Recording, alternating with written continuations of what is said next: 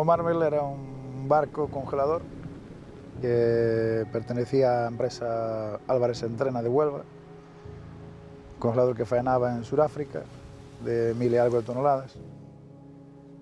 Pois que somos do mar, pois é un congelador grande. A salida do barco sería ás 5 da tarde do puerto de Vigo. Salimos xa con tempo un pouco fresco. Sin novedad, navegando sin novedad, e a chegar aquí a Cabo Silleiro ás 8 da tarde, susto, porque foi cando eu entrei de guardia. Empezou a subir a temperatura do motor por falta de aceite e houve unha explosión na máquina. Non sei, ese día había un temporal fuerte, entonces tiñamos o barco amarrado en Canido e ás 4 e pico da tarde, máis ou menos, ou ás 5, salimos co barco de Canido para vir precisamente para aquí, para Bouces, para amarralo xusto aquí onde estamos.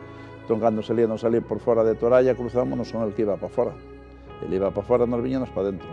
Foi o día que tuvo o accidente.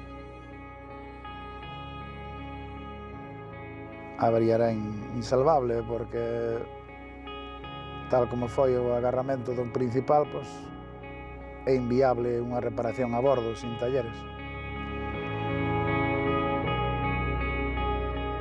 Despois das medidas que tomaron no puente o capitán é isto de chamar e pedir socorro, varios barcos, entre eles o Mar 11 e o navegante Magallanes, que nos deron remolque nas condicións que estaba o mar, con 100 e pico de kilómetros de vento e mares de 10 ou 12 metros, pois o remolque era inviable, vamos.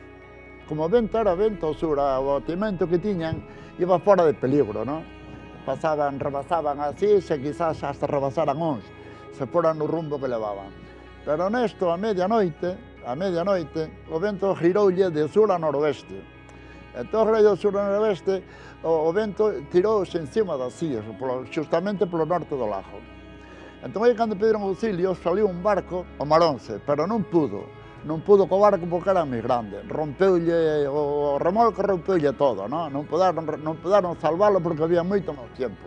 Iso era por fora das illas, polo norte do lago. Entón, claro, o barco foi a costa.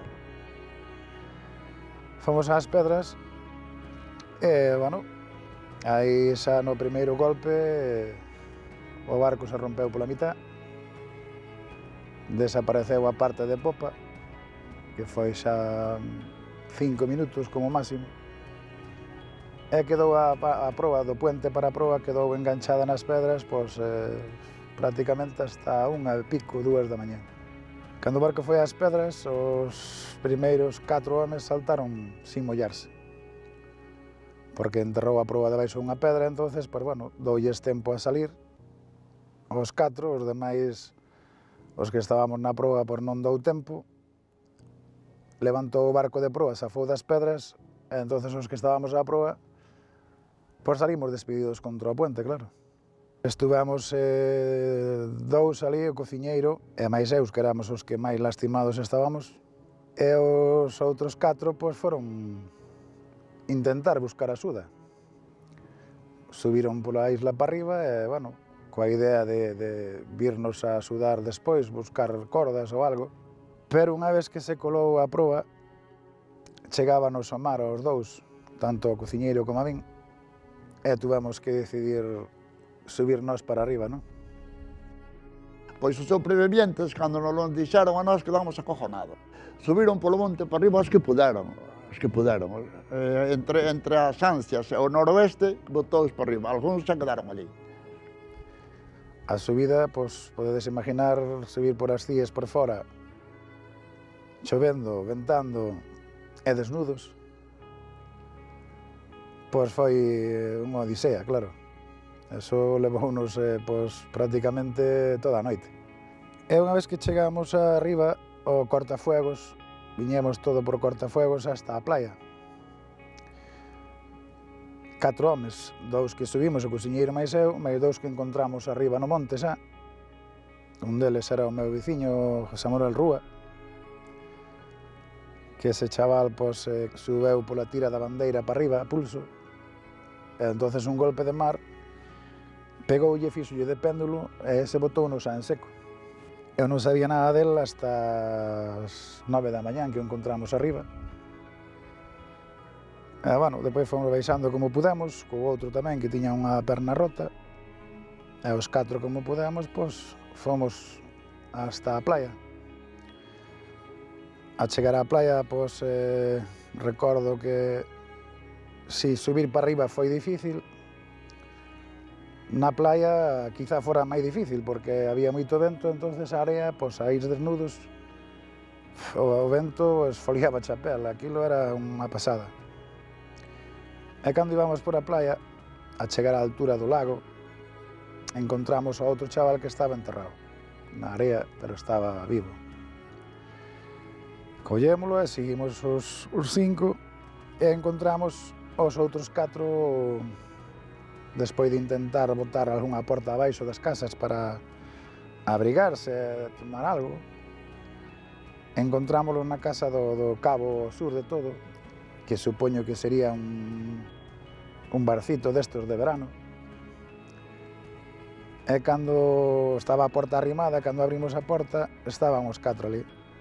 Ao pouco tempo de estar ali, e miramos vir un barco pola ría, pa fora, que era o Carolo, barquiño que andaba a Ardora, e cunha sábana desde a casa ali fixémoslle señas, cunha sábana e veunos e empezou a pitar. Despois foi cando nos notificaron o accidente, salimos co Carolo, pois non recordo agora que hora sería, pero xa era tarde, non era madrugada, e foi cando atracamos ali no muelle que vai ao seu vapor de Síes. Iso foi cando miramos os supervivientes. Cando chegamos a terra e atracamos co barco, bueno, aquilo había moitísima xente, había saltado a noticia na radio, os barcos había xente que había, e cando chegamos co barco ali ao Berbés, estaba aquilo todo cheo de xente, plagado de xente, había moitísima xente. Nosotros, pues bueno, a nivel de prensa, pues las mujeres, las viudas, expresaban todo su dolor ante todo lo que estaba pasando, ¿no? Nos dimos cuenta que realmente aquello era fruto de una desidia absolutamente brutal. Comentar que, bueno, entre as 8 da tarde que quedamos averiados, ás 2 da mañán que fomos ás Pedras, e hasta as 11 da mañán que nos recolleu o Carolo, non hubo por parte de ningunha autoridade que nos haya buscado, non? Creo que entendería o mellor que pola noite non se pudera, pero tampouco pola mañán fixeron nada. Quizás sea o máis penoso de todo.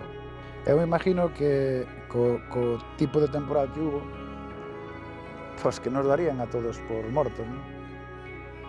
E non se tratou de buscar nada.